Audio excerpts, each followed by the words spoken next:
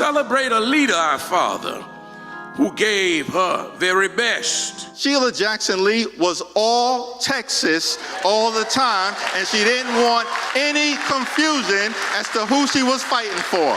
And God said to Sheila, Sheila, your work on this earth is done. Thanks for joining us. Leaders and dignitaries from Texas and across the country were here in Houston today, honoring the life and legacy of Congresswoman Sheila Jackson Lee. Today's celebration of life is part of a 4-day series of events that gave the city and the nation a chance to say goodbye to one of our most dedicated public servants. Our Marcelino Benino was there at Fallbrook Church for the ceremony, and Marcelino, this is one for the books.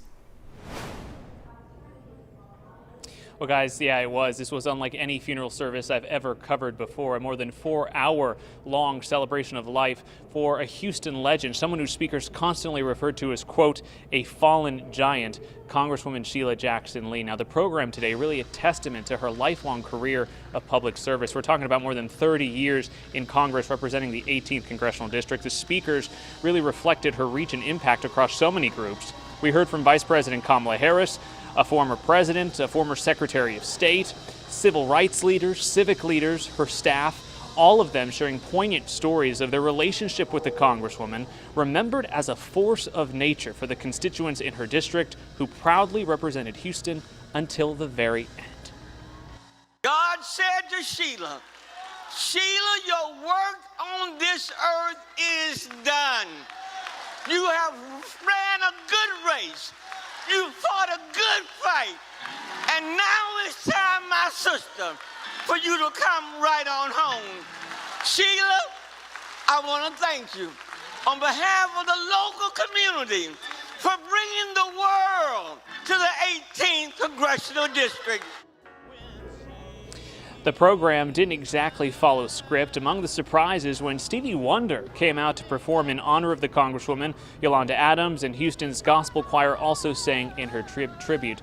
Again, guys, an incredibly powerful service. Every speaker really drove home a central message that Congresswoman Sheila Jackson Lee may be gone, but the values that she fought for her entire life remain something that need to be fought for. That is the way to continue her legacy and to keep it alive. Back to you. Lots of moving tributes today. No doubt Sheila Jackson Lee would be proud. Thank you, Marcelino. Of course, it was quiet inside Fallbrook Church during the service, but outside, law enforcement was buzzing. With all of those dignitaries, security was at an all-time high, on horseback, with canines, or on foot patrol. Secret Service and other security details were surrounding the church. And, of course, there were motorcades, like this one for former House Speaker Nancy Pelosi's departure. And security was top of mind for the presumptive Democratic nominee. It becomes elevated when you have a vice president coming in, members of Congress, over 50 members of Congress. So the pressure was on. You know, obviously some of the threat matrix around the country is elevated with what happened with, former President Trump. And no one was allowed inside unless their name had been previously submitted and approved. In fact, Fallbrook Church was chosen for this service because it could accommodate a large memorial and security considerations.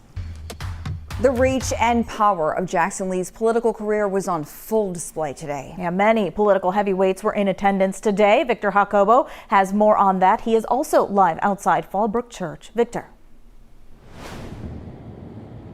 Yeah, while much was said about Sheila Jackson Lee's past and political work and her legacy, there was constant reference throughout the event about the political present and future and carrying her legacy forward.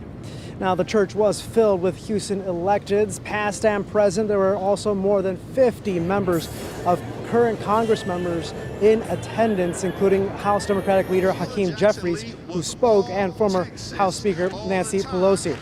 Now, during various speeches, there were many indirect references to the current political climate, as well as explicit mentions of hopes for the first woman and first black woman president taking office next year, a nod to Vice President Kamala Harris's attendance of the event. One of those explicit references came from former Secretary of State Hillary Clinton. We lost her too soon. We could use her voice now.